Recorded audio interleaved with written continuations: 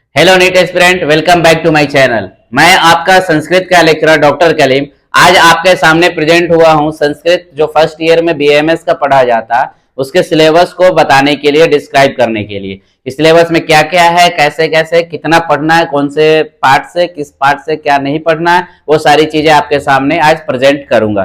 तो आइए हम सिलेबस स्टार्ट करते हैं। संस्कृत का सिलेबस है आपका, वो उसमें दो पेपर होते हैं, पेपर 1 एंड पेपर 2। दोनों 100 मार्क्स के होते हैं और प्रैक्टिकल भी होते हैं दोनों में। जिसमें कि आपको लास्ट जो सेकेंड पेपर होता है उसमें 20 मार्क्स का आपको आयुर्वेद का इतिहास भी पढ़ना होता है। और इसका अगर हम बात करें कि इसका कोड क्या होता है, पेपर कोड, तो AYUGSN एंड AI इसका पेपर कोड होता है। तो चलिए हम देखते हैं सिलेबस में कि सिलेबस में क्या क्या है, क्या क्या पढ़ना है।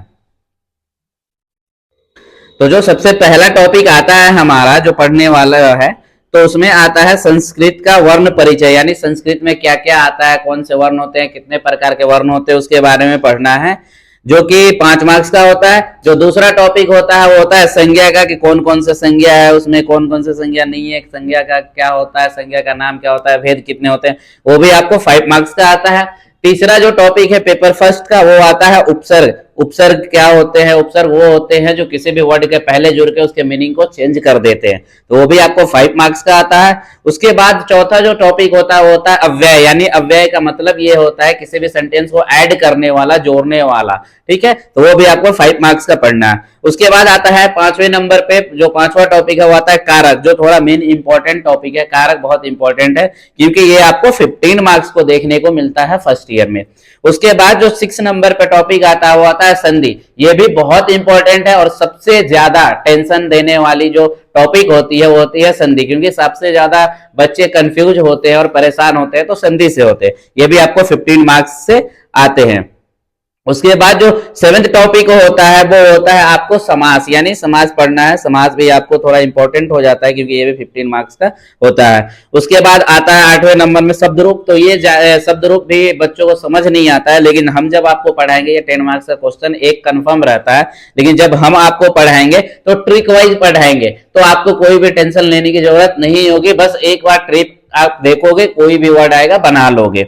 उसके बाद जो 9वां नंबर आता है वो आता है धातु, यानी धातु बनाना। जैसे राम शब्द का, किसी भी शब्द का धातु बनाना है, तो वो भी 10 मार्क्स का होता है, तो वो भी इंपॉर्टेंट होता है। तो उसमें भी बच्चों को थोड़ा सा परेशानी होता है कि सर इतने सारे हैं कैसे याद करें, तो उसमें याद करने की आपको नीड नहीं है, हम उसका ट्रिक बताएंगे। ट्रिक याद करो और कोई भी वर्ड है उसका बना दो। उसके बाद जो 10th नंबर पे आता है प्रत्यय, यानी प्रत्यय वो होता है जो किसी भी शब्द के लास्ट में ऐड होकर के उसके मीनिंग को चेंज कर देता है, उसे हम क्या कहते हैं? प्रत्यय करते हैं। वो भी आपको 10 मार्क्स को देखने को मिल जाता है।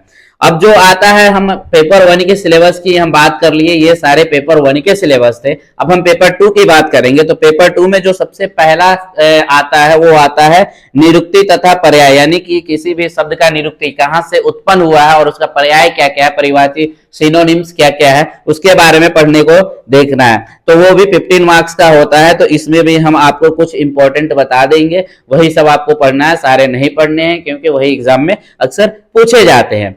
दूसरे बार नंबर पे जो टॉपिक आता है पेपर 2 के, वो आता है परिभाषा पदानी, यानी कि परिभाषा लिखने के लिए कि किसी भी शब्द का कोई भी वर्ड आ गया, उसका डिफिनीशन क्या होगा, परिभाषा क्या होगा, उसे लिखने के लिए। जैसे आयुर्वेद का, द्रव्य का, गुण का, कर्म का, किसी का भी अगर परिभाषा एग्जाम में पूछ दिया तो हम उसको कैसे लिखेंगे, कितना श्लोका लिखेंगे, क्या लिखेंगे कि हमें आएगा। और ये सबसे इंपॉर्टेंट इसलिए हो जाता है क्योंकि सिर्फ यही एक सिंगल टॉपिक है पूरे संस्कृत में जो सबसे ज्यादा वेटेज रखता है, यानी 20 मार्क्स का ये पूछा जाता है आपको एग्जाम में।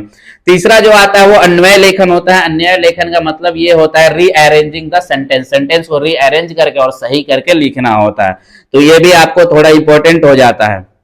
उसके बाद जो थर्ड के सेकंड में जो आता है बी में, वो आता है अष्टांग हृदय का 1 से 10 तक का पूरे चैप्टर्स का आपको अन्वय लेखन सीखना है और उसके बारे में पढ़ के बताना है, उसमें लिखना है। उसके बाद जो आता है वो आता है वैदिकीय सुभाष साहित्यम नाम का एक बुक होता है जिसका श्लोका पढ़ना होता है। बहुत सारे टीचर्स को इसके सिलेबस के बारे में ही नहीं पता होता, वो पूरा पूरा श्लोक रटवाने लगते हैं, पढ़ाने लगते हैं, लेकिन हम आपको बताएंगे कि किस चैप्टर में कौन कौन से श्लोक याद करने हैं, आपको कौन कौन से पढ़ने हैं, कौन कौन से एग्जाम में पूछे जा सकते हैं, वो भी पढ़ा देंगे। तो ये पूरे मिलाकर के आपको 30 मार्क्स का आता है सिलेबस में।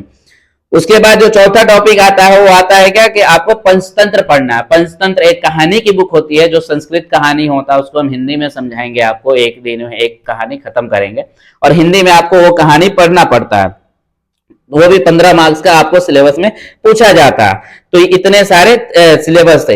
इसमें भी 20 मार्क्स का जो लास्ट का सिलेबस रह जाता है, यानी 80 मार्क्स का पेपर 2 का ये सिलेबस था, और जो 20 मार्क्स का होता है वो आयुर्वेद के इतिहास से पूछा जाता है। तो 90 से 95% टीचर्स आपको आयुर्वेद इतिहास पढ़ाते ही नहीं है।